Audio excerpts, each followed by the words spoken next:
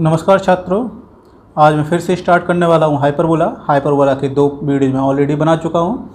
Video 1 में मैंने देखा हुआ था, खासकर टाइप 1 के क्वेश्चन देखे हुए थे, और जो वीडियो 2 था उसमें खासकर टाइप 2 के क्वेश्चन देखे हुए थे, और साथ मैंने एक छोटा सा क्विज भी कराया था जिससे कि आपका टाइप 1 और टाइप 2 कंप्लीट हो जाए। ठीक है, क्योंकि मोस्टली जो क्वेश्चन होते हैं वो टाइप 1 से पूछे जाते हैं। ठीक है, मतलब 75% क्वेश्चन जो है टाइप 1 से ही आते हैं। 10-15% जो क्वेश्चन होते हैं वो टाइप 2 से आते हैं, और बचे हुए टाइप 3, टाइप 4 और रेक्टेंगुलर हाइपरबोला है उससे करीब 15% क्वेश्चन आपके लगभग आ जाते हैं। ठीक है, तो लगभग ऐसे ही एस्टिमेट रहता है इन लोगों का कि अच्छा कोई ऐसा पेपर है जिसमें एक ही क्वेश्चन आया हुआ है। ठीक है, अब एक जो क्वेश्चन है वो टाइप 3, टाइप 4 या रेक्टेंगुलर हाइपरबोला से आया हुआ है। ठीक है, तो बचा हुआ आपका 75% फिर तो आपका गड़बड़ हो गया। ठीक है, कुल मिला के कहने का मतलब ये है, जैसे आपके कई एग्जाम देते हो, जैसे कि आपने TGT का दिया, PGT का दिया, या DSSB का दिया, या अदर कोई एग्जाम्स दिए, MC एंट्रेंस के बहुत सारे एग्जाम्स होते हैं, ITG का एग्ज़ाम होता है। ठीक है, इंजीनियरिंग के बहुत सारे एग्जाम्स होते हैं। तो यदि इन सब एग्ज़ाम को देखा जाए तो ओवरऑल जब एवरेज निकलेगा तो वो जो मैंने बताया वो उस हिसाब से निकलेगा। चलिए आगे बढ़ते हैं, हम हाइपरबोला को स्टार्ट करते हैं, समय बर्बाद बिल्कुल नहीं करेंगे। हाइपरबोला में हम आज पढ़ने वाले हैं टाइप 3 और टाइप 4 के क्वेश्चंस। ठीक है, तो टाइप 3 और टाइप 4 जिन्होंने पहला वीडियो देखा होगा उसमें मैंने थोड़ा बताया था कि मैंने हाइपरबोला को 5 पार्ट में डिवाइड करके रखा हुआ था। ठीक है, एक 6वां पार्ट भी है, वो रेक्टेंगुलर हाइपरबोला है, उसको हम अलग से पढ़ेंगे। लेकिन जो नॉर्मल हाइपरबोला है उसके मैंने 5 टाइप आपको बताए हुए थे, तो उसमें से टाइप 1, टाइप 2 आपको क्लियर हो चुका है, और 3, 4 के बारे में आप डिस्कस करने वाले हैं। ठीक है, तो 3 और 4 में मैंने क्या बताया था, इसको मैं थोड़ा सा समराइज करता हूँ। इसमें मैंने ये बताया हुआ था कि इनका जो सेंटर होगा, अब वो सेंटर जो होगा वो ऑरिजिन पर नहीं होगा। ठीक है, ऑरिजिन के अलावा होगा, फर्स्ट पॉइंट। ठीक है, सपोज यहाँ पे हो सकता है, यहाँ हो सकता है, यहाँ हो सकता है, यहाँ कहीं भी हो सकता है, लेकिन ऑरिजिन पे नहीं होगा। सेकंड बात जो बताई थी वो ट्रांसवर्स एक्सिस और कंजुगेट एक्सिस जो है वो अब एक्स एक्सिस और वाई एक्सिस के पैरेलल होंगे। ठीक है, तो ये आपको ध्यान रखना है कि ट्रांसवर्स एक्सिस और कंजुगेट एक्सिस क्या होंगी, एक्स एक्सिस और वाई एक्सिस के पैरेलल होंगी आपकी। तो इसी हिसाब से आपके 3rd और 4th टाइप बन जाएंगे, जो टाइप 1 के टाइप होते हैं। ठीक है, तो टाइप 1 का यदि ऑरिजिन शिफ्ट होकर कहीं पहुंच जाता है वो टाइप 3 के क्वेश्चंस बन जाते हैं, और टाइप 2 के जो क्वेश्चंस हैं उनका यदि ऑरिजिन शिफ्ट होकर और कहीं पहुंच जाता है वो टाइप 4 के क्वेश्चंस बन जाते हैं। ठीक है, तो ऑरिजिन के कोऑर्डिनेट आपको सबको पता है 0,0 होता है। अब वो जो यहीं पर आपका पहले सेंटर होता था वो सेंटर शिफ्ट होकर आपको दूसरी जगह पहुँच चुका है, उसके कोऑर्डिनेट हम सपोज H, K मान लेते हैं। ठीक है, यदि H, K मान लेते हो तो टाइप 1 की जो इक्वेशंस होती थी हमारे पास x² सॉरी हाइपरबोला पढ़ रहे हैं तो माइनस लगेगा, y² = 1 होती थी टाइप 1 की इक्वेशन। और टाइप 3 की इक्वेशन यदि में कन्वर्ट जब होगी हमारी, तो टाइप 3 की इक्वेशंस किस तरह से हो जाएंगी, क्योंकि हमारा सेंटर शिफ्ट हो चुका है, तो ये हो जाएगा x - h का whole square divided by a² minus y minus k का whole square divided by b² = 1। ठीक है, तो टाइप 1 टाइप 3 में किस तरह से चेंज होगा, ये चीज़ क्लियर हो गई। चलिए अब टाइप 2 का क्वेश्चंस मैंने किस तरह से देखा हुआ था, उसकी इक्वेशन जो थी -(x²/a² plus of y² b² = 1, तो वही काम यहाँ पर भी हो जाएगा। क्या हो जाएगा, x - h का whole square and a² plus of y minus k का whole square divided by b² = 1। ठीक है, तो ये कौन से टाइप की बन जाएगी, टाइप 4। तो मुझे इस टाइम पढ़ना है type 3 and type 4। Type 3 and type 4 आपको तभी समझ में आएंगे जब आपने टाइप 1, टाइप 2 अच्छे से पढ़ रखा है। ठीक है, क्योंकि होता है क्या, केवल इसमें कोऑर्डिनेट का शिफ्टिंग होता है, तो कोऑर्डिनेट जिस हिसाब से शिफ्ट हो जाते हैं उसी हिसाब से सारा डेटा आपका चेंज हो जाता है। ठीक है, तो यहाँ पर मैंने क्या किया, ये जो 0 था उसमें कितना ऐड किया हुआ है h, इसमें कितना था 0, इसमें भी इतना ऐड किया है k। ठीक है, तो कुल मिला के जो हमारे इसके क्वेश्चंस होंगे उसमें जो भी हमारे कोऑर्डिनेट्स आ रहे होंगे पहले से, सपोज किसी का आंसर यदि अल्फ़ा बीटा है तो इस वाले क्वेश्चन के अकॉर्डिंग तो वो आंसर हो जाएगा अल्फ़ा प्लस h और बीटा प्लस k।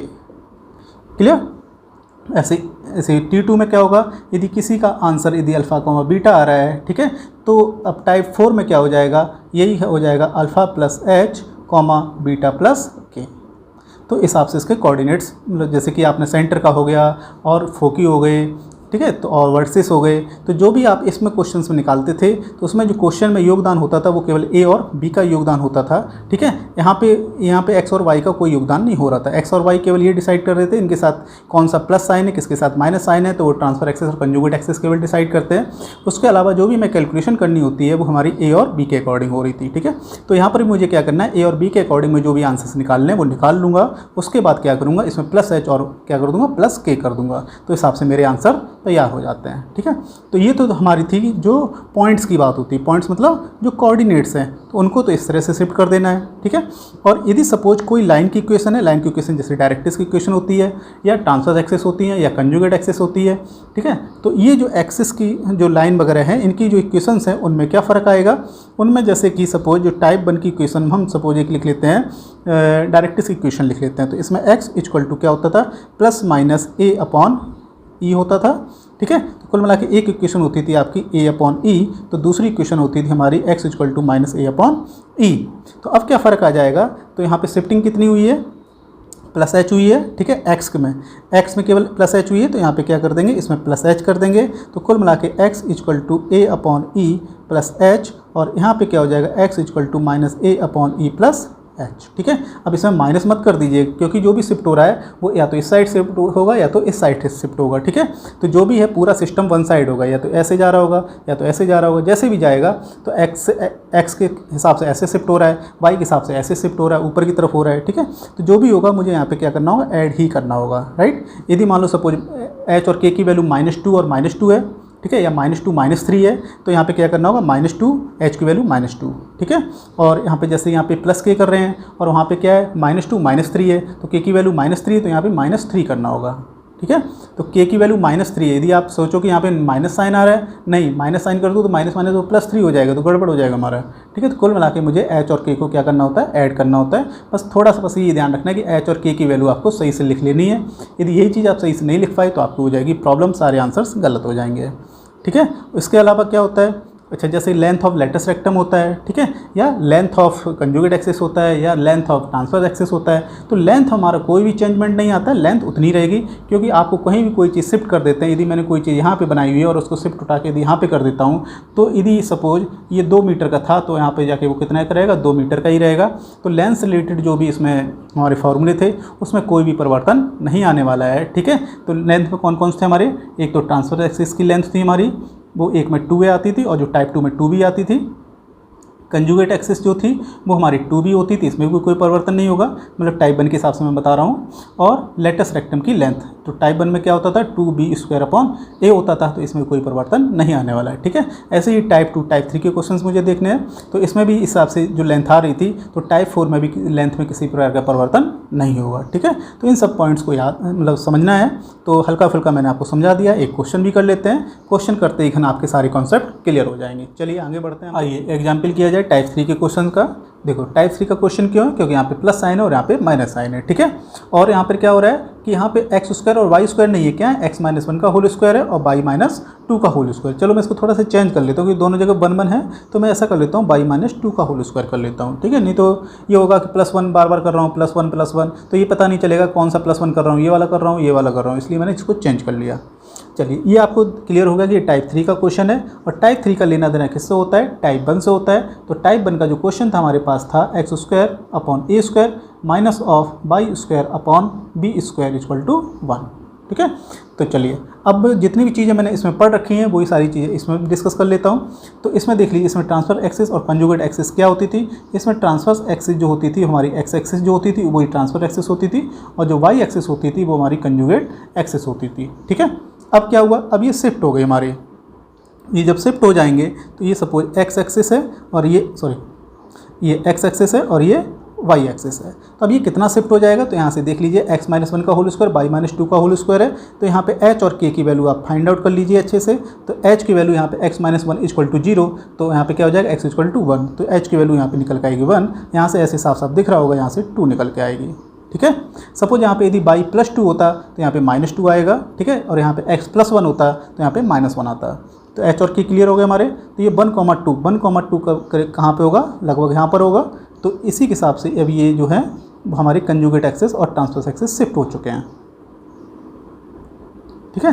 तो यहाँ पे ये ट्रांसवर्स एक्सिस था, तो यहाँ पे ये ट्रांसवर्स एक्सिस हो जाएगा, और ये वाली जो लाइन बनाई है वो हमारी क्या हो जाएगी, कंजुगेट एक्सिस। ठीक है, ये दोनों चीज़ें क्लियर हो गई।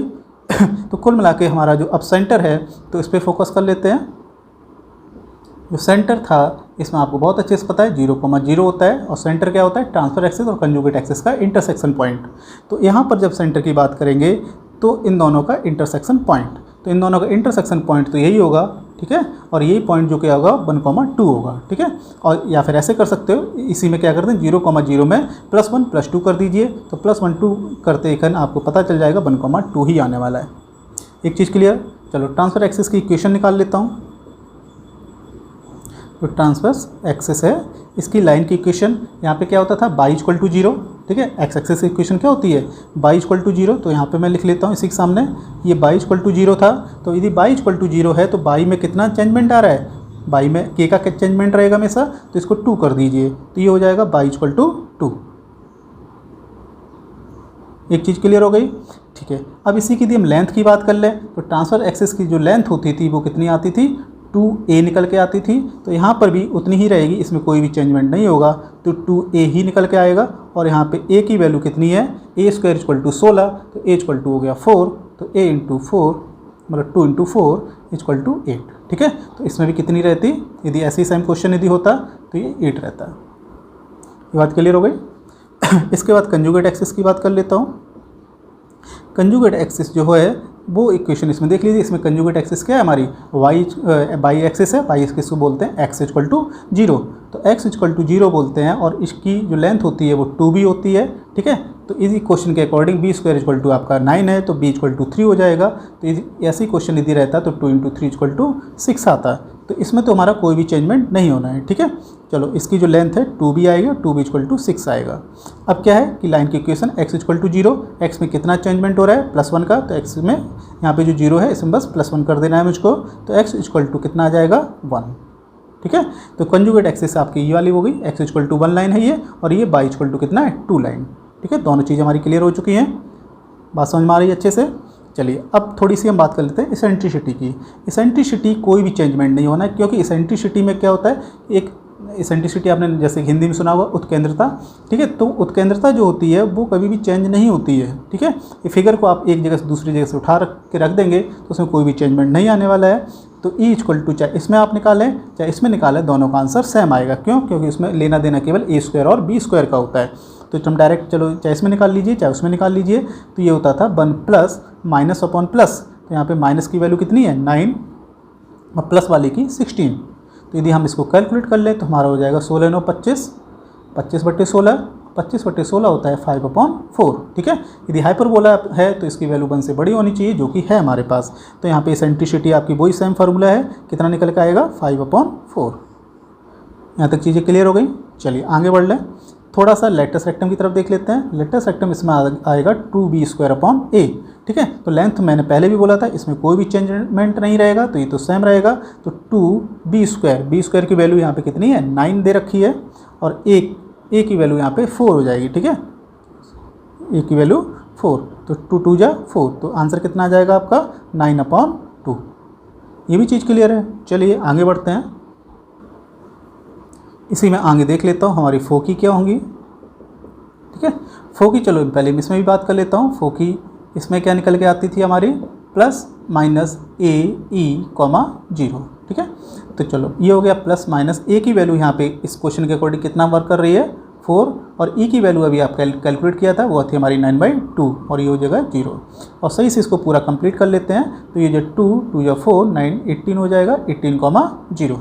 यदि 18,0 है तो अभी इसमें यहाँ से ये फोकी निकालने के लिए मुझे क्या करना होगा, +1, +2 इतना काम करना होगा।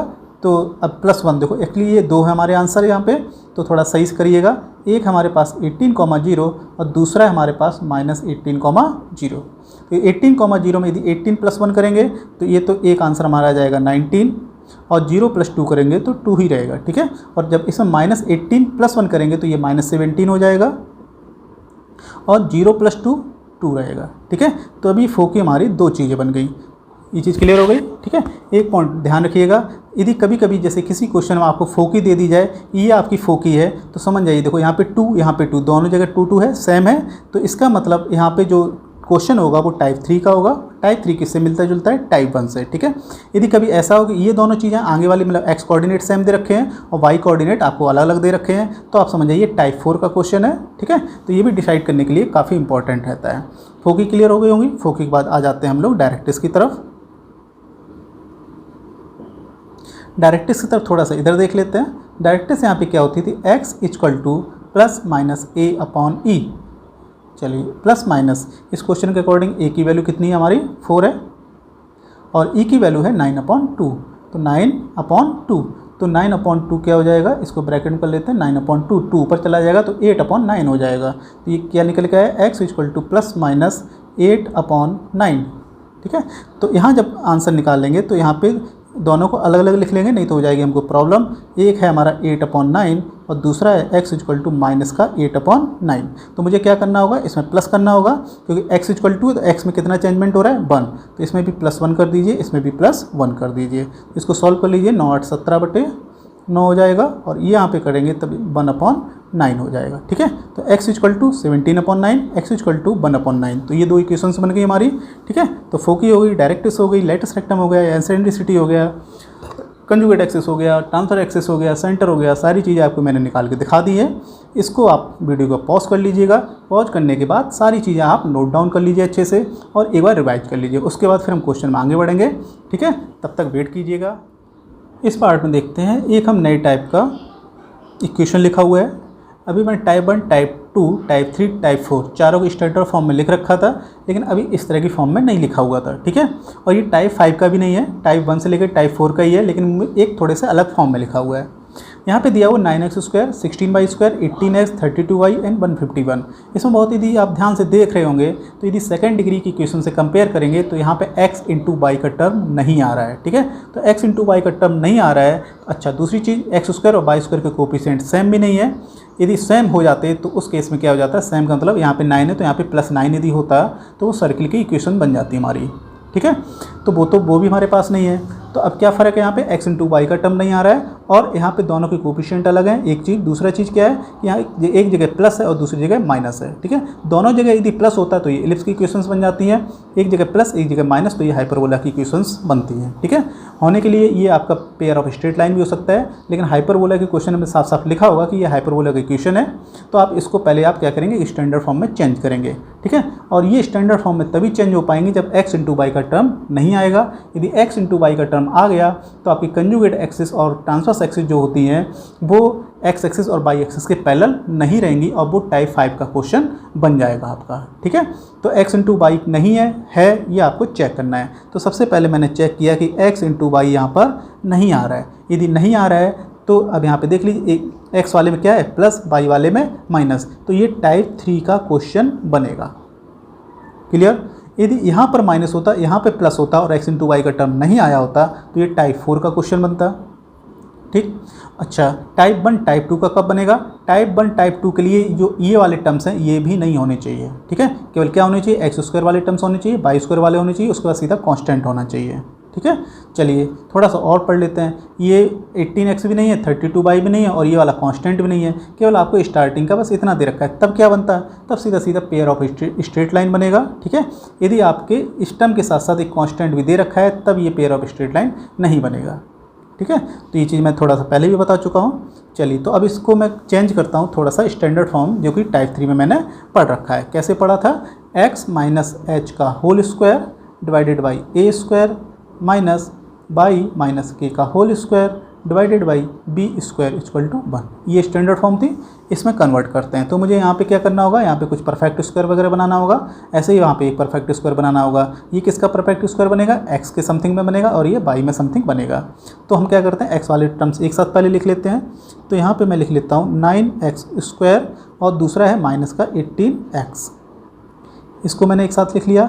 y वाले को एक साथ लिख लीजिए, -16y² और है 32y। लिख लिया। अब हमारे पास बचा -151 इक्वल टू 0। अब क्या करेंगे, इसको परफेक्ट स्क्वायर बनाने से पहले जितना यदि कॉमन आ सकता है उतना कॉमन लीजिए, ठीक है, एक चीज़। दूसरा सबसे बेटर ये है कि एक्स स्क्वायर का जो कोफिशिएंट है 9 उसको ही कॉमन ले लीजिए, ठीक है, तो काफ़ी आसान हो जाएगा। कितना बचेगा, एक्स स्क्वायर, अब यहाँ पे बचेगा माइनस, तो और क्या रह गया हमारे पास, एक्स कॉमन मत ले लीजिएगा क्योंकि मुझे परफेक्ट स्क्वायर बनाना है, एक्स कॉमन ले लिया सब गड़बड़ हो जाएगा। तो 9 यदि कॉमन लिया था, एक्स स्क्वायर माइनस 2x इतना बचेगा और थोड़ा सा जगह छोड़ दीजिएगा। इसके बाद क्या करेंगे, इसमें -16 कॉमन ले लेते हैं और ब्रैकेट बाई स्क्वायर और यहाँ पे -2y हो जाएगा। इसमें भी थोड़ी सी जगह छोड़ दीजिएगा और उसके बाद -151 लिखा हुआ है और थोड़ी सी जगह छोड़कर यहाँ पे इक्वल टू 0 लिख दीजिए। अब मैं इसको बनाऊंगा परफेक्ट स्क्वायर, तो एक्स स्क्वायर -2x जो लिखा हुआ है इसमें ध्यान दीजिए, इस वाले पोर्शन से हम बनाते हैं। x का कोफिशिएंट -2 है, -2 का आप आधा कर दीजिए, -1 हो जाएगा, उस -1 का स्क्वायर कर दीजिए तो +1 हो गया। तो जो प्लस वाला पार्ट है यहाँ लिख देते हैं, ठीक है, और -1 इसके नीचे लिख लेते हैं। ऐसे ही इसमें करूँगा, इसमें y का कोफिशिएंट कितना है, -2 का आधा -1 का स्क्वायर +1 यहाँ पे लिख लूँगा और -1 इसके नीचे लिख लूँगा, ठीक है। चलिए अब ये वाला जो पार्ट है नेगेटिव वाला उसको उठा के हम पीछे शिफ्ट करते हैं, तो यहाँ से -1 नहीं जाएगा, क्यों, क्योंकि 9 का मल्टीप्लाई भी होगा, तो 9 × -1 कितना हो जाएगा, -9, तो यहाँ पे लिख लेता हूँ -9, तो यहाँ से इसको हटा देता हूँ। ऐसे ही जब इस पे आऊँगा तो ये -1 और ये -16 तो कितना हो गया, +16, ठीक है, तो यहाँ पे कर लीजिए +16, तो ये वाला यहाँ से भी गायब हो गया, ठीक है। तो अब देखिए अब ये परफेक्ट स्क्वायर बन गया हमारा, 9x - 1 का होल स्क्वायर -16 और ये हो गया बाई -1 का होल स्क्वायर। अब इनको आप ऐड कर लीजिए, 151 और 9 कितना होता है, 160 होता है, और 160 में 16 आप सब्ट्रैक्ट करना होगा, मेरा डिफरेंस निकालना होगा 144, नेगेटिव वाला पार्ट ज़्यादा है इसलिए माइनस का 144 हो जाएगा, ठीक है, और 144 को उधर भेज दें तो इक्वल टू +144 हो जाएगा। क्लियर। अब क्या करेंगे, स्टैंडर्ड फॉर्म के लिए यहाँ पे 1 होना चाहिए तो 144 का इधर डिवाइड कर दीजिएगा, तो x - 1 का होल स्क्वायर यहाँ पर आ जाएगा 144 और ये 9 में भूल गया था, डिवाइडेड बाई 144 और यहाँ पर हो गया 1। और स्टैंडर्ड फॉर्म में क्या होता है कि यहाँ पे जो होल स्क्वायर वगैरह लिखे हुए उसके आगे कुछ नहीं होना चाहिए, तो 9 को हम डिवाइड भी करना होगा, x - 1 का होल स्क्वायर 144/9 16 होता है, माइनस ऐसे ही इसमें भी करूँगा मैं, तो 144/16 हो जाएगा वो 9 हो जाएगा और इक्वल टू 1। तो फाइनल आपका क्या बन गया, ये टाइप 3 की इक्वेशन तैयार हो गई, ठीक है। यदि आपका पेपर में इस तरह का इक्वेशन बन के आता है तो जैसे ही आपने देखा कि x × y का टर्म नहीं आ रहा है तो फिर आपको इस तरह की इक्वेशन में कन्वर्ट करना होगा, ठीक है। जब इस तरह को कन्वर्ट कर लेंगे, इसी के बाद जो मैंने पहले पढ़ाया हुआ है transverse axis, conjugate axis, letter सेक्टम, eccentricity, वो सब फिर इसके बाद ही आपका निकलेगा। तो सबसे पहले हमें इसकी बहुत अच्छे से प्रैक्टिस होनी चाहिए, ठीक है। मैंने बहुत प्यार से समझाया है इसलिए आपको ऐसा लग रहा है कि बहुत ज़्यादा है। यदि आप जल्दी जल्दी प्रैक्टिस करेंगे तो इस लाइन के बाद आप सीधे सीधे ये वाली लाइन लिखेंगे और इस लाइन के बाद सीधा सीधा आप ये लिखेंगे और इस लाइन के बाद सीधा सीधा ये लिखेंगे, तो आपको केवल 3 लाइन है, इनका एक्स्ट्रा काम बढ़ गया है। उसके बाद आपका क्वेश्चन मेन शुरू होगा। एक चीज़ क्लियर।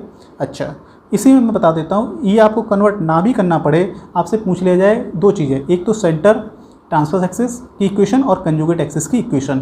यदि ये 3 चीज़ें पूछ ली जाती है तो आप इसमें बिना कन्वर्ट किए भी निकाल सकते हैं, जो कि पेपर में किताबों वगैरह में नहीं दिया हुआ है, ठीक है। मैं इस चीज़ को बता रहा हूँ कैसे निकालेंगे। हम क्या करेंगे कि ये जो इक्वेशन दे रखी है इसको हम f करके समथिंग मान लीजिए, ये f ये फंक्शन की तरह ट्रीट कर लीजिए। इसको क्या करेंगे, डेवर f/डेवर x निकालेंगे और दूसरा करेंगे डेवर f/डेवर y निकालेंगे, ठीक है। जब डेवर f/डेवर x करेंगे तो ये हमारी कंजुगेट एक्सिस प्रोवाइड कराती है, ठीक है, इक्वल टू 0 कर दीजिएगा। तो यहाँ पे जो इक्वेशन बनेगी वो हमारी क्या प्रोवाइड कराएगी, कंजुगेट एक्सिस, ठीक है। और जब डेवर f/डेवर y कराएंगे तो उसको इक्वल टू 0 कर दीजिएगा और ये हो जाएगी हमारी ट्रांसवर्स एक्सिस, ठीक है। ये लेंथ निकाल कर नहीं देगा, ये केवल आपकी इक्वेशन प्रोवाइड करा देगा।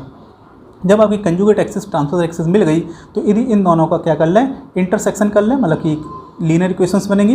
उन लीनियर इक्वेशंस को सॉल्व करना जानते हो तो इनको जब सॉल्व करेंगे तो सॉल्व करने पर हमारा पॉइंट मिल जाएगा x, y टाइप का, तो वही हमारा कहलाएगा सेंटर, ठीक है। ये पहले से जानते हैं, कंजुगेट एक्सिस और ट्रांसवर्स एक्सिस का जो इंटरसेक्शन होता है वही कहलाता है सेंटर।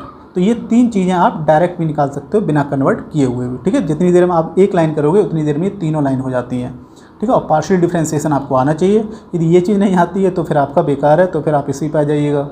तो उम्मीद तो है कि जो लोग तैयारी कर रहे हैं उनको पार्शियल डिफरेंशिएशन अच्छे से आता है, क्योंकि आपका जो भी तैयारी कर रहे हैं वो मोस्टली ग्रेजुएशन किए हुए हैं, ठीक है, या इंटरमीडिएट में आपको डिफरेंशिएशन आता है। तो डिफरेंशिएशन में भी कुछ जो हमारे सिलेबस हैं वहाँ पे पार्शियल डिफरेंशिएशन पढ़ाया जा चुका है। चलिए आगे बढ़ें। अब बढ़ते हैं हम लोग टाइप 5 की तरफ। टाइप 3 टाइप 4 के पास बहुत ही लिमिटेड क्वेश्चन आते हैं, जितना मैंने पढ़ा है उतना सफिशिएंट है। अब आ जाते हैं टाइप 5 पर। टाइप 5 के क्वेश्चन किस तरह से होते हैं, जैसे आपने एक इक्वेशन देखा, अच्छा पहले से क्वेश्चन में दे रखा होता है ये हाइपरबोला है और इसका ये फाइंड आउट करिए, वो फाइंड आउट करिए। जब आपसे बोल रखा है तो आपको चेक करने की कोई ज़रूरत नहीं है। फिर मैं क्या करता हूँ कि यहाँ पर बस ये देख लेता हूँ कि x इंटू वाई का टर्म आ रहा है, तो x इंटू वाई का यदि टर्म आ रहा है वो टाइप 5 का क्वेश्चन बन जाता है। और टाइप 5 में केवल आपसे 3 चीज़ें पूछी जाती है। ट्रांसवर्स एक्सिस की इक्वेशन बताइए, दूसरी कंजुगेट एक्सिस की इक्वेशन बताइए, और तीसरा जो पूछा जाता है मेन सबसे ज़्यादा ये पूछा जाता है, और सेंटर बताइए। ठीक है, तो सेंटर फाइंड आउट करने के लिए सबसे बेटर है कि आप कंजुगेट एक्सिस और ट्रांसवर्स एक्सिस फाइंड आउट कर लीजिएगा, और उन दोनों का इंटरसेक्शन कर देंगे तो हमारा क्या निकल आएगा, सेंटर निकल आएगा।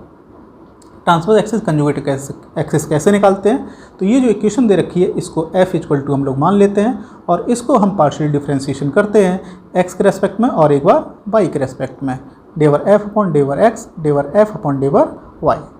ठीक है, जब हम x के रेस्पेक्ट में करते हैं तब हमारा बन जाता है कंजुगेट एक्सिस। ठीक है, अच्छा ये डिपेंड करेगा एक्स स्क्वायर बाई स्क्वायर के साइन कैसे हैं। ठीक है, इस चीज़ पे काफ़ी निर्भर करेगा, ये एक्स स्क्वायर पॉजिटिव है बाई स्क्वायर नेगेटिव है, तो इस पर काफ़ी डिपेंड करेगा। तो अच्छा यहाँ पर जैसे आपने देखा ये पॉजिटिव है, तो डेवर f अपॉन डेवर x जो होगा वो कंजुगेट एक्सिस बनाएगा। ठीक है, और जो डेवर f अपॉन डेवर y है और ये कंजुगेट वो ट्रांसवर्स एक्सिस बनाएगा। ठीक है, अच्छा इसका जस्ट उल्टा आप लोग अपने आप खुद नोट कर लीजिएगा। यदि यहाँ पे माइनस होगा और यहाँ पे प्लस होगा तो उस केस में ये चीज़ उल्टी हो जाएगी आपकी। ठीक है, तो इतना क्लियर हो गया। चलिए, तो मोस्टली क्या होता है, अधिकतर इसी टाइप का ही आता है, इसमें प्लस आता है इसमें माइनस आता है, वो लिमिटेड क्वेश्चन है, वो शायद ही कभी आया हो। यदि आप 10 पेपर दोगे शायद एक जगह कहीं आ जाए धोखे से, लेकिन प्रैक्टिस तो चाहिए। ठीक है, आप एक क्वेश्चन आ जाए और आपको इतना इजी होने के बावजूद यदि आपके 4 नंबर छूट जाएँ तो काफ़ी नुकसान हो सकता है। तो डेवर f अपॉन डेवर x निकालते हैं, तो पहले हम पार्शियल डिफरेंशिएशन करते हैं, तो एक्स स्क्वायर का कितना हो जाता है, 2x हो जाता है, माइनस 4xy क्या करेंगे तो केवल x का डिफरेंशिएशन 1 हो जाएगा वहाँ पे, और ये बचेगा माइनस 4y, बाई स्क्वायर वाला टर्म आपका 0 हो जाएगा, 12x माइनस 12 बचेगा, और पीछे 6y 0 हो जाएगा, 21 0 हो जाएगा, और इक्वल टू 0 कर दीजिए। ठीक है, एक इक्वेशन ये बन गई। अब कर लेता हूँ बाई स्क्वायर के रेस्पेक्ट में, तो ये 0 हो जाएगा, माइनस ये 4x आएगा, माइनस 2y आएगा, और माइनस 12x ये 0 हो जाएगा, 0 माइनस 12x 0 हो गया, 6y ये प्लस का 6 आएगा, और 21 ये 0 हो जाएगा, इक्वल टू 0। अब ये इक्वेशन हमारी अच्छे से लिख लीजिए, 2x minus 4y equal to 12, थोड़ा सा और सही से कर लेते हैं, तो x minus 2y equal to 6। तो एक इक्वेशन आपकी ये तैयार हो गई।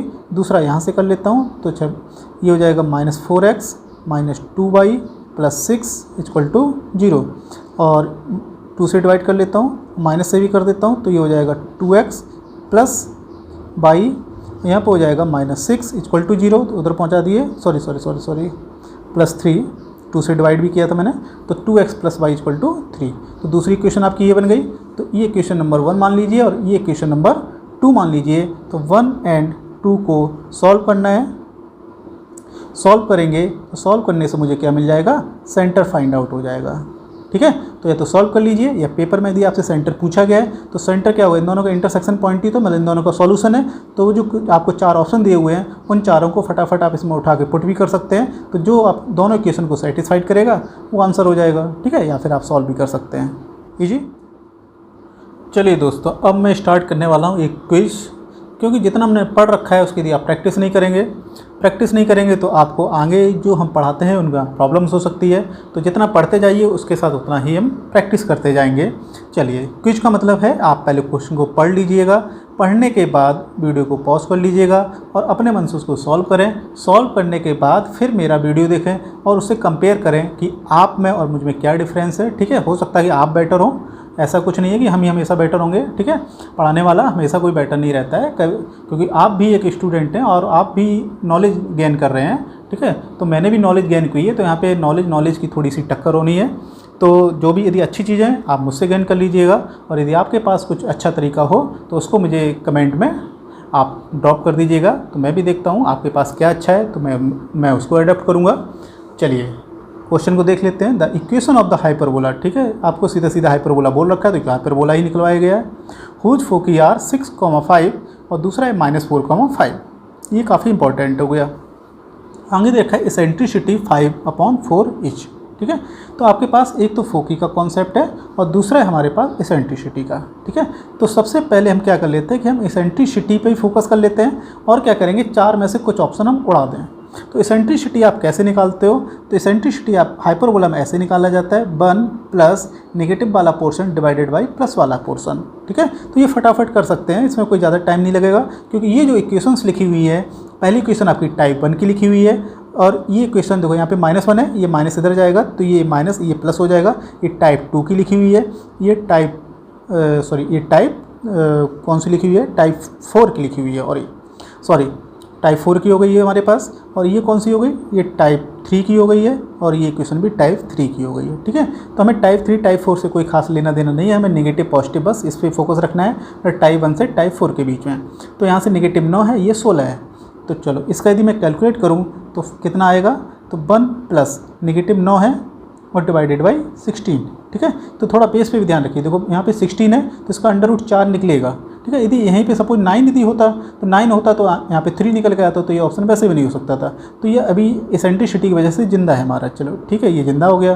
तो ऐसे ही जब इसको करेंगे तो वो यहाँ पे ये माइनस हो जाएगा और ये प्लस हो जाएगा। जब प्लस हो जाएगा तो जब इसको हम करेंगे तो 1 प्लस नेगेटिव कौन है 16 वाला और पॉजिटिव कौन हो जाएगा +9 वाला, ठीक है, क्योंकि ये माइनस उधर जाएगा।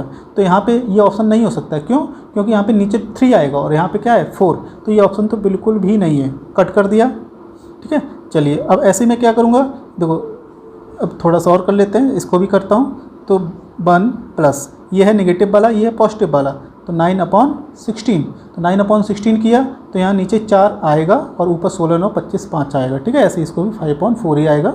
चलो ये अभी तक जिंदा है हमारे पास। जब इसको करूँगा तो ये पॉजिटिव है, ये नेगेटिव है, तो इसमें भी क्या हो जाएगा 1 प्लस 16 वाला ऊपर आएगा, 9 वाला नीचे आएगा, तो नीचे कुल मिला के आपका 3 निकल के आएगा। जब 3 निकल के आएगा आपको क्या चाहिए था 4, तो ये इसकी वजह से ये भी गलत हो गया। तो 2 ऑप्शन मेरे खत्म हो गए, ठीक, 2 ऑप्शन ऐसे खत्म हो गए। अब आ जाइए फोकस पर। फोकस पर ये क्वेश्चन हमारा है टाइप 1 का। तो टाइप 1 में जो इक्वेशंस होती हैं वो इसकी जो फोकी वगैरह होती हैं वो ±AE, 0 होता है, ठीक है। अब आगे की वैल्यू निकालेंगे वो बात की बात है, लेकिन यहाँ पे 0 होना चाहिए था, लेकिन यहाँ पे क्या है 6,5 -4,5, तो ये तो हो ही नहीं सकता, तो ये उड़ा दिया। तो बचा क्या, ऑप्शन सी, ठीक है। तो पेपर में मुझे क्या करना है, जो भी आपकी बेसिक नॉलेज है उसको मुझे पूरा सदुपयोग करना है और कम से कम टाइम आप ऐसे ही, मतलब कम से कम टाइम में सॉल्व ऐसे ही कर सकते हैं। आपने यदि फुल कॉन्सेप्ट ऊपर से लगाना शुरू किया तो आपको बहुत सारे क्वेश्चन, बहुत सारा टाइम लगेगा, ठीक है। कुछ क्वेश्चन जल्दी सॉल्व हो सकते हैं, लेकिन आपकी बेसिक नॉलेज बिल्कुल भी यूज नहीं हो सकती है। आप पूरा क्वेश्चन को सॉल्व करते हैं तो इसका मतलब आप पूरा डिटेल्ड सॉल्व करते हैं, ठीक है। आप बेसिक नॉलेज का यूज नहीं कर रहे होते हैं। यदि आप ऑप्शंस को गलत करने के तरीके आपको जान गए तो ऑप्शन को गलत करने के तरीके आप तभी सीख सकते हैं जब आपको बहुत छोटी छोटी चीज़ें आती होंगी। क्लियर, चलिए देखते हैं अगला क्वेश्चन। क्वेश्चन नंबर 2 काफ़ी इंपॉर्टेंट क्वेश्चन है ये आपका, बहुत रिपीट होता है, काफ़ी बच्चों को याद भी होगा, ठीक है। अब ये मत सोचना है कि ये हाइपरबोला का क्वेश्चन है तो हाइपरबोला ही इसका आंसर होगा, पेपर में नहीं लिखा है इसमें, ठीक है। आप ऊपर का हटा दीजिएगा, यदि आप इतना पढ़ेंगे तो आपको कहीं नहीं बता रहा है ये हाइपरबोला का, ठीक है। और कुछ लोग ज़्यादा दिमाग लगाएंगे, इस क्वेश्चन को पढ़ेंगे, ये पढ़ेंगे कॉस हाइपरबोलिक थीटा, ठीक है, या कॉस एच थीटा पढ़ते हैं तो इसी से बोल देते हैं कि एच इक्वल टू हाइपरबोला। ये भी बिल्कुल भी नहीं है, ठीक है, क्योंकि यहाँ पे यदि प्लस कर दिया, यहाँ पे इस तरह से बहुत सारे चेंजमेंट्स कर सकते हैं, तो इनका कॉम्बिनेशन जो होता है वो कभी कभी इलिप्स भी बन जाता है, इस चीज़ को ध्यान रखिएगा। चलिए तो इस क्वेश्चन को हम कैसे सॉल्व करते हैं, पहले पढ़ लेते हैं। The curve represented by x equal to a cos hyperbolic theta plus sine hyperbolic theta and y equal to b cos hyperbolic theta minus sine hyperbolic theta, ठीक है। चलिए अब मैं क्या करता हूँ, इसके हाइपरबोलिक के आपको क्या होने चाहिए, फॉर्मूले आपको पता होने चाहिए। यदि हाइपरबोलिक के फॉर्मूले आपको नहीं आते हैं तो इस क्वेश्चन को सॉल्व करना नामुमकिन है, ठीक है। आप तुक्का भली लगा सकते हैं, यहाँ पे तो आप हाइपरबोला टिक लगाएंगे तो 100% सही होगा, नो डाउट। पेपर में आप तुक्का लगाने की कोशिश करेंगे तो आपका गलत होने के भी चांसेस हैं, ठीक है। और ये जो जब इस तरह की क्वेश्चंस आती हैं हाइपरबोलिक की, तो इसमें से 2 ही ऑप्शन होते हैं, हाइपरबोला होता है और इलिप्स होता है। तो आप इन दोनों में से किसी भी एक पे टिक लगा दीजिए तो 50% चांस कम से कम तो है ही। प्रोबेबिलिटी पढ़ा होगा तो आप समझ गए होंगे कि ये दोनों यदि गलत हो गए तो बचा ये दोनों ऑप्शन, इन दोनों ऑप्शन में चांसेस आपके ज़्यादा हैं सही होने के, तो आप तुक्का भी लगा सकते हैं। चलिए सॉल्व कैसे करते हैं, तो सबसे पहले जब भी इस तरह के क्वेश्चंस आएँ तो क्या करना होता है, मेन फोकस मेरा किस पे रहता है कि जो पैरामीट्रिक है, जो पैरामीट्रिक यहाँ पे क्या है, मतलब पैरामीटर क्या है यहाँ पे थीटा है, तो थीटा को हटाना होता है। तो थीटा ऐसा करिए, जो थीटा वाली टर्म्स है उनको एक साइड रखिएगा, जैसे ए यहाँ पर है उसको इधर ले आइएगा, बी यहाँ पर उसको इधर ले आइएगा। तो यहाँ पर x अपॉन ए की जो वैल्यू है वो आपकी हो जाएगी cos hyperbolic theta plus sign of hyperbolic theta. ऐसे ही जो बाई वाला ऐसे कर लीजिएगा, तो ये कितना हो जाएगा cos hyperbolic theta minus sine hyperbolic theta. चलिए, यदि यहाँ पे हाइपरबोलिक नहीं लगा होता तो सिंपल आपके फॉर्मूले ट्रिग्नोमेट्री के बनते, तो वहाँ पर उस तरह जब यदि होता है तो उसको भी सॉल्व करने की कोशिश करें। यदि उसमें आएगा तो हम मेरा आंसर क्या आ सकता है, ठीक है। तो उसके फॉर्मूले रिवाइज करिए, प्लस उसके जो फॉर्मूले लिखे हैं उसके बगल में इसके भी फॉर्मूले लिख के एक दूसरे से कंपेयर कर लीजिएगा। कंपेयर करेंगे तो दोनों याद रहेंगे, आप कंपेयर नहीं करेंगे तो ये इसके हाइपरबोलिक फॉर्मूले आपको कभी याद नहीं रह सकते हैं, ठीक है। ट्रिग्नोमेट्री में हमारा cos square theta plus sine square theta equal to कितना होता है 1 होता है। जब हाइपरबोलिक का फॉर्मूला हो जाता है तो ये cos hyperbolic theta square minus sine hyperbolic square theta equal to 1 होता है, ठीक है। तो मुझे इसी प्रॉपर्टी का यदि यूज कर लेता हूँ तो यहाँ पे क्या हो जाएगा, थीटा हमारा गायब हो जाएगा। तो ये कैसे बनेगा, तो इन दोनों के यदि आपस में मल्टीप्लाई करा दूँ तो ये cos hyperbolic square sine hyperbolic square बन जाएगा। तो सीधा सीधा मैं क्या कर रहा हूँ, मल्टीप्लाई किया जा रहा है, ठीक है। तो मल्टीप्लाई करूँगा तो इनका आपस में मल्टीप्लाई हो जाएगा, x upon A into Y upon B equal to cos hyperbolic square theta minus sine hyperbolic square theta equal to कितना हो गया 1। तो कुल मिला के मुझे मिला x इंटू बाई और ये a इंटू बी हो जाएगा, और उसको मैं इस साइड लिख लेता हूँ x इन दिस, ठीक है। तो ये a इंटू बी तो आप एक कांस्टेंट है और इस क्वेश्चन में लिखा नहीं है, वैसे बेटर ही है कि आपको बताना चाहिए था कि a and b are not zero, ठीक है। इनमें से कोई भी जीरो नहीं होना चाहिए थी, एक भी जीरो हो गया तो इक्वल टू जीरो हो जाएगा, तो इक्वेशन मेरी चेंज हो जाएगी, ठीक है। तो मुझे क्या ध्यान रखना है कि x into Y equal to zero और x into Y not equal to zero, ठीक है। यदि ऐसा होता है, यदि ऐसा आ जाएगा तो ये पेयर ऑफ स्ट्रेट लाइन होता है, पेयर ऑफ स्ट्रेट लाइन्स होता है, ठीक है। x इक्वल टू जीरो और y इक्वल टू जीरो, जब x और y की वैल्यू जो है वो जीरो को इक्वल नहीं है, ठीक है। मतलब कि कुल मिला के इस ऐसे लिखा हो इक्वल टू, सपोज यहाँ पे k लिखा हो और k not equal to zero होना चाहिए, तो इस केस में ये बन जाता है रेक्टेंगुलर हाइपरबोला। क्या बनेगा, रेक्टेंगुलर हाइपरबोला बन जाएगा। तो ये क्वेश्चन काफ़ी आता है कि जैसे कि जो लास्ट इक्वेशन बन के आई है ये भी पूछा जाता है कि इसका जो कंबाइंड इक्वेशन होगा वो क्या होगा, ठीक है। चलिए, तो कुल मिला के ये आंसर आपका क्या आया हुआ है, रेक्टेंगुलर हाइपरबोला। तो यहाँ पे चाहे हाइपरबोला दिया हो या रेक्टेंगुलर हाइपरबोला दिया हुआ है तो वो ज़्यादा बेटर ऑप्शन होता है, ठीक है। चलिए, ऑप्शन बी किस किस का सही है, जिनका सही हो वो अपने में +4 जोड़ लीजिएगा। काफ़ी इंटेलिजेंट हो चुके हैं अभी तक आप। क्वेश्चन तीसरा देखा जाए, बहुत अच्छा क्वेश्चन है, बहुत इंपॉर्टेंट क्वेश्चन है, ये भी आपका बहुत रिपीट होता है। ये IIT-JEE में 2-3 बार आ चुका है, निमसेट में, MC एंट्रेंस के कई पेपर्स में आता रहता है, PGT TGT में कई बार रिपीट हो चुका है। चलिए क्वेश्चन देखा जाए, if x square upon a square plus y square upon b square equal to 1 a greater than b, ये एक एलिप्स की इक्वेशन है जिसमें कि ये ए बी से बड़ा है, ठीक है। काफ़ी अच्छा पॉइंट दे रखा है। And x square minus y square equal to c square, ये जो दे रखा है ये हाइपरबोला की इक्वेशन है, ठीक है। यदि यहाँ पे सी स्क्वायर जीरो हो जाएगा, ठीक है, यहाँ पे ये भी देना चाहिए था कि सी नॉट इक्वल टू जीरो, ये बिल्कुल देना चाहिए यहाँ पे। चलिए हम मान लेते हैं सी की वैल्यू जीरो नहीं है, तो उस केस में क्या हो जाएगा कि x square minus y square equal to c square, ये एक हाइपरबोला बनाएगा। आगे क्या करें, कट एट राइट एंगल, ये दोनों जो कॉनिक्स हैं एक दूसरे को राइट एंगल पर कट करते हैं। तो यहाँ पे 4 ऑप्शन दे रखे हैं, तो इसमें से कौन सी कंडीशन सही होगी आपकी, ठीक है। चलिए, एक आपका ये इस तरह से एलिप्स दे रखा है, इस तरह से सपोज ये कोई हाइपरबोला दे रखा है, तो जब यहाँ पे ये कट करते हैं, ठीक है, कट तो 4 जगह कर रहे हैं, किसी पर्टिकुलर पॉइंट की बात कर ले वो सब जगह सेम ही होगा। तो यहाँ पर यदि टेंजेंट ड्रॉ किया जाए इस कट पे, यहाँ पर ये और यहाँ पर ये, तो ये जो टेंजेंट हैं वो आपस में 90 डिग्री बना रहे हैं, ठीक है। क्योंकि जब भी हम एंगल की बात करते हैं तो एंगल हमेशा 2 स्ट्रेट लाइंस के बीच का होता है, ठीक है। तो 2 स्ट्रेट लाइन के बीच का एंगल निकालने के लिए ही हम क्या करते हैं, टेंजेंट ड्रॉ करते हैं। कभी भी कर्व के बीच का किस नहीं होता है एंगल कि ये एंगल बताइए, तो ये एंगल कोई एंगल नहीं है। क्या है कि यहाँ पे जहाँ पे इंटरसेक्शन पॉइंट हो रहा है तो वहाँ पे क्या करेंगे, टेंजेंट ड्रॉ करेंगे और वो टेंजेंट के बीच का जो एंगल होता है वो कहलाता है। ठीक है, तो यदि आप जैसे कि मान लो सपोज यही हमें ये बना रहा था ऐसे करके, तो यदि यहाँ पे यदि टेंजेंट देखो ऐसे खींचा जाए ये और ये ऐसे करके, तो ये देख रहे हो इस जो ये इतना वैल्यू है उससे ये वैल्यू ज़्यादा निकल के आएगी। ठीक है, यहाँ पे इसी पे देख लीजिए थोड़ा सा यहाँ पर ऐसे करके, तो ये वैल्यू ज़्यादा निकल के आएगी। तो ये थोड़ा ध्यान रखिएगा कि एंगल कभी भी कर्व के बीच में नहीं निकाला जाता है, एंगल हमेशा स्ट्रेट लाइंस के बीच में निकाला जाता है। हम मैथमेटिकली बोल तो देते हैं कि ये कर्व इसके बीच में इतना एंगल बन रहा है, लेकिन एक्चुअली क्या बन रहा है, उनके टेंजेंट्स के बीच में बनता है। ठीक है, या फिर नॉर्मल्स के बीच में भी कह सकते हैं। जो टेंजेंट के बीच का एंगल होता है वो ही उनके नॉर्मल्स के बीच का एंगल होता है। चलिए इतनी बात क्लियर हो गई। चलो थोड़ा सा हम प्रोबेबिलिटी भी लगा लेते हैं, इसमें प्रोबेबिलिटी भी साथ में पढ़ लेते हैं। प्रोबेबिलिटी ये कहता है कि हम वो काम करें कि जिससे कि हमारे सही होने के या जीतने के चांसेस ज़्यादा हों।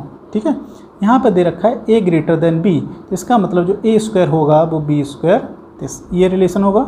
ठीक है, जनरली ये होता है। ठीक है, आप ये मत सोच लिए कि जो a की वैल्यू है वो हमारी 1 से छोटी है तो फिर वो चेंज हो जाता है, अदरवाइज़ क्या होता है यही ट्रू रहता है। तो उस केस के अकॉर्डिंग तो ये जो ऑप्शन है वो गलत है। क्यों? क्योंकि B square minus a square एक निगेटिव वैल्यू आएगी, जबकि 2c स्क्वायर एक पॉजिटिव वैल्यू आएगी। ठीक है, तो ये ऑप्शन आप वैसे ही गलत कर सकते हो। चलिए, तो अब आपकी प्रोबेबिलिटी पहले 25% थी हर ऑप्शन की, अब हो गई है 33%, 33% एंड 33%। अब थोड़ा सा और कर लेते हैं। ये जो ऊपर के 3 ऑप्शन दिए हुए थे, ये a square plus b square minus a square minus b square, ये प्लस माइनस की फॉर्म में दे रखे थे, जबकि यहाँ पे मल्टीप्लाई की फॉर्म में दे रखा है। तो इसके चांसेस मुश्किल से 1% है। ठीक है, जब इसका 1% है तो आपके पास बचे 2 ऑप्शन, केवल ए और सी। तो यदि आप तुक्का भी लगाएंगे तब भी आपके सही होने के चांसेस ज़्यादा हैं। तो ये तो थी हमारी प्रोबेबिलिटी। चलिए अब इसको हम सॉल्व भी कर लेते हैं। तो सॉल्व करने के लिए मैंने अभी बताया कि यहाँ पे क्या होना चाहिए, उनके टेंजेंट के बीच का जो एंगल है वो कैसा होना चाहिए, 90 डिग्री होना चाहिए है। चलिए, तो टेंजेंट कैसे निकालते हैं, तो टेंजेंट वगैरह जो होता है वो स्लोप जैसे कि tan थीटा है। ठीक है, तो इसी पे आप tan थीटा पर कर लीजिए या इसी को m बोलते हो। यदि आप डिफरेंशियल कैलकुलेशन पढ़ते हैं तो इसी को हम dy/dx भी बोलते हैं, और यदि आप न्यूमेरिकल एनालिसिस में चले जाते हैं तो इसी को Δy/Δx भी बोलते हैं। तो आपको कई जगह स्लोप के फॉर्म्स आ जाते हैं, तो उन्हीं से आपको निकालना है। तो मुझे क्या करना है, dy/dx निकाल लूँगा। तो एक दूसरे को राइट एंगल पे दी कट कर रहे हैं, तो पहले का स्लोप सपोज m1 है, दूसरे का स्लोप सपोज m2 है, तो दोनों का मल्टीप्लाई कितना आना चाहिए, -1। तो मेन फोकस हमारा यहाँ पर है। तो यहाँ पर एक क्या है कि हम डायरेक्ट tan थीटा इसका नहीं फाइंड आउट कर सकते हैं, तो हम dy/dx तो फाइंड आउट कर ही सकते हैं। तो हम पहली वाली इक्वेशन को हम dy/dx निकाल लेंगे, ऐसी दूसरी वाली इक्वेशन का निकाल लेंगे। एक को हम m1 बोल देंगे, दूसरे को हम m2 बोल देंगे। ठीक है, चलिए स्टार्ट करें इसको dy/dx निकालना। तो x² इसका कर लेते हैं, 2x अपॉन ये a² प्लस 2y/b² और y का भी रहेगा यहाँ पे dy/dx। बनकर डिफ्रेंसिएशन 0 हो जाता है, ये आप लोग बहुत अच्छे से जानते हो। तो यहाँ से dy/dx 2 से कॉमन लेके इसको हटा दें, काम खत्म। तो यहाँ से dy/dx जो निकालोगे वो कितना निकल के आएगा, क्योंकि ये वाला पार्ट आपका इस साइड चला जाएगा और इक्वल मिला के b² ऊपर आ जाएगा, b² a² तो नीचे ही रहेगा क्योंकि ये शिफ्ट हो रहा है, और इंटू x ऊपर आएगा और y यहाँ पे आके नीचे आ जाएगा। चलिए ये बन गया हमारा। ठीक है, तो ये सी को हम क्या बोलेंगे, m1। तो m2 दूसरा वाला डिफ्रेंसिएशन कर लेते हैं। तो दूसरा वाला कैसे निकलेगा हमारा, 2x माइनस 2y और dy/dx इक्वल टू c²। ये कांस्टेंट है, उसका डिफ्रेंसिएशन 0 होता है। तो यहाँ से आपने dy/dx जब निकालोगे तो 2 कॉमन लेके तो गायब हो गया हमारा, x माइनस का x हो जाएगा और माइनस y से डिवाइड होगा तो ये प्लस ऑफ x/y हो जाएगा। ठीक है, तो ये किसकी वैल्यू निकली हमारी, m2। तो m1 m2 आपको दोनों चीज़ें पता चल गए हैं। ठीक है, तो अब मैं क्या कर लेता हूँ, दोनों का मल्टीप्लाई कर लेता हूँ। क्यों, क्योंकि आपको दे रखा है राइट एंगल, तो इसका मल्टीप्लाई कर लेता हूँ। तो यदि मल्टीप्लाई करूँगा तो क्या हो जाएगा हमारे पास, लिख लेता हूँ 1, ये 1 और 2 का मल्टीप्लाई हो रहा है।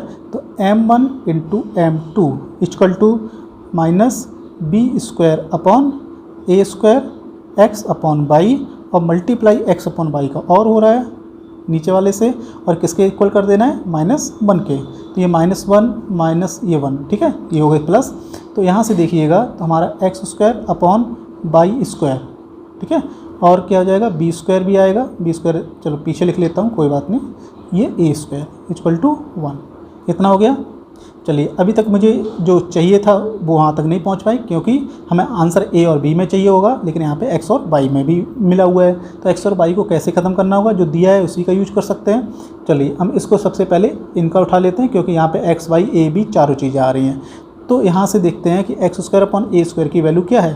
तो यहाँ से देखोगे x square upon a square की वैल्यू जो है वो हो जाएगी हमारी y square upon b square. अच्छा, x square upon a square जो ये वाला है, और ये कह रहे हैं ये इसके बराबर है, मतलब ये इसके बराबर है, और इन दोनों का सम कितना है 1। तो इन दोनों का सम यदि 1 है, ये दोनों बराबर हैं, तो इसका मतलब ये क्या हुआ, दोनों की वैल्यू 1/2 होगी, तभी तो इनका सम इक्वल टू 1 होगा। तो इसका मतलब ये जो वैल्यू है हमारी कितनी है, 1/2। यहाँ इतनी चीज़ क्लियर हो गई। तो यहाँ से देखिएगा एक्स स्क्वायर की जो वैल्यू हो जाएगी वो ए स्क्वायर अपॉन 2 हो जाएगी, और वाई स्क्वायर की जो वैल्यू है वो बी स्क्वायर अपॉन 2 हो जाएगी। अब इन दोनों इक्वेशंस को क्या करेंगे, हम इस वाले ऑप्शन में, मतलब कि इस वाले में पुट कर लेंगे, इस कर्व में।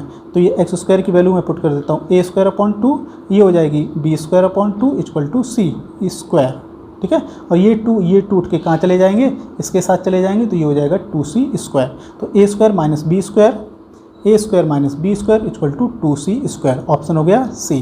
क्वेश्चन थोड़ा सा कठिन था लेकिन बहुत ज़्यादा इंपॉर्टेंट है, इसलिए इसको सॉल्व जरूर कर लीजिएगा और इसको अपना नोट्स में लिख लीजिएगा। आंसर जरूर पेपर टाइम देख के जाइएगा, ठीक है, क्योंकि इतनी कैलकुलेशन करो, उससे अच्छा यदि आप घर पे कर चुके तो वहाँ पे सीधा आप टिक लगाइए, गोला भरिए, 5 सेकंड में 4 नंबर पा सकते हैं।